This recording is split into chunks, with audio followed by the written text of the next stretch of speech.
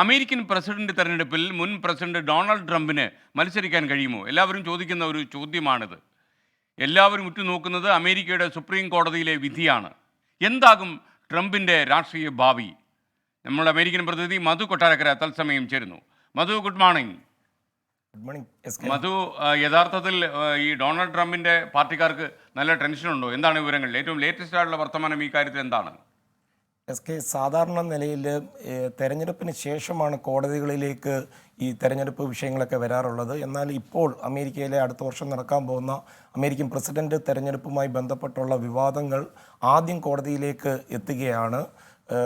2021 ഈ ജനുവരി 6 capital hill കലാപത്തിൽ പങ്കെടുത്തതുമായി ബന്ധപ്പെട്ട് ഡൊണാൾഡ് ട്രംപിനെ 2 സംസ്ഥാനങ്ങൾ തെരഞ്ഞെടുപ്പ് ബാലറ്റിൽ നിന്ന് ഒഴിവാക്കാനായിട്ടുള്ള ഒരു വിധി വന്നതോടുകൂടിയാണ് വീണ്ടും കോടതിയിലേക്ക് എല്ലാവരുടെയും ശ്രദ്ധ ഫോക്കസ്ഡ് ആകുന്നത്. ഈ ഉത്തരവാദിത്തപ്പെട്ട ചുമതലകൾ വഹിക്കുന്ന US ഓഫീസർ കലാപത്തിൽ പങ്കെടുക്കുകയോ അല്ലെങ്കിൽ ഒരു ഗൂഢാലോചനയിൽ പങ്കെടുക്കുകയോ ആഹ്വാനം ചെയ്യുകയോ ഒക്കെ ചെയ്താൽ അമേരിക്കയുടെ ഭരണഘടനയുടെ 14ാം ഭേദഗതിയുടെ സെക്ഷൻ 3 പ്രകാരം ആ പദവിയിൽ ഇരിക്കാനോ പിന്നീട് എത്തുവാനോ പാടില്ല. ഈ ഒരു നിയമം ഉപയോഗിച്ചാണ് കൊളറാഡോ, മെയിൻ തുടങ്ങിയ സംസ്ഥാനങ്ങളിൽ നിന്ന് ട്രംപിനെതിരെ ഇപ്പോൾ ഈ വിധി വന്നിരിക്കുന്നത്. എന്നാൽ US ഓഫീസർ കാറ്റഗറിയിൽ അമേരിക്കൻ പ്രസിഡന്റ് വരില്ല എന്ന് ഒരു മറുവാദം ചില നിയമവിദഗ്ധരൊക്കെ ഉയർത്തുന്നുണ്ട്. 1868 അമേരിക്കയിലെ ആഭ്യന്തര യുദ്ധത്തെ തുടർന്ന് ഈ നിയമം കൊണ്ടുവരുന്നത്. ഈ വിഷയം ഈ സുപ്രീം കോടതിയിൽ എത്തുമ്പോൾ അവിടെ ചീഫ് ജസ്റ്റിസ് ആയിട്ടുള്ളത് ജോൺ G. റോബർട്ട്സ് ജൂനിയറാണ്. അദ്ദേഹം ഒരു സമവായത്തിനായിരിക്കും ശ്രമിക്കുന്നതെന്നുള്ള സൂചനകളാണ് വരുന്നത്.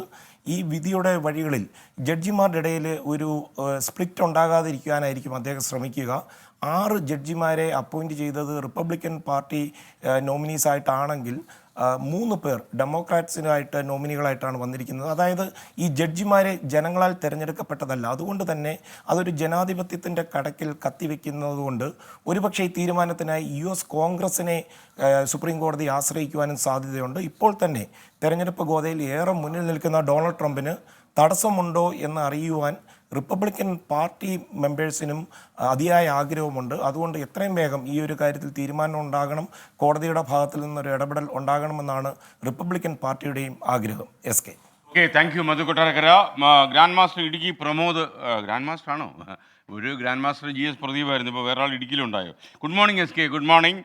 നമ്മുടെ രാജ്യത്തിൻ്റെയും സംസ്ഥാനത്തിനും മാതൃക കാണിക്കേണ്ട അധികാരികൾ ഇന്ത്യയും പാകിസ്ഥാനും പോലെ ഇന്നലെ സത്യപ്രതിജ്ഞാ ചടങ്ങിൽ പെരുമാറുന്ന കണ്ടു. ഇങ്ങനെയാണോ മാതൃക കാണിക്കേണ്ടത്? അതിലൊരു വ്യത്യാസമുണ്ട്. ഇന്ത്യയും പാകിസ്ഥാനും എന്ന് പറയില്ല. ഇന്ത്യയും പാകിസ്ഥാനും ഇന്ത്യൻ പ്രസിഡന്റും അതുപോലെ പാകിസ്ഥാൻ പ്രധാനമന്ത്രിയും ഒക്കെ കണ്ടുമുട്ടിക്കഴിഞ്ഞാൽ അവർ പരസ്പരം കൈകൊടുക്കും, അന്തർദേശീയ മര്യാദകൾ പാലിക്കും. അപ്പോൾ നമ്മുടെ ഇവിടെയാണ് ചെറിയ രീതിയിൽ അതിനൊരു മാറ്റം വന്നത്. 24 5-ന്റെ വജ്രത്തിളക്കം.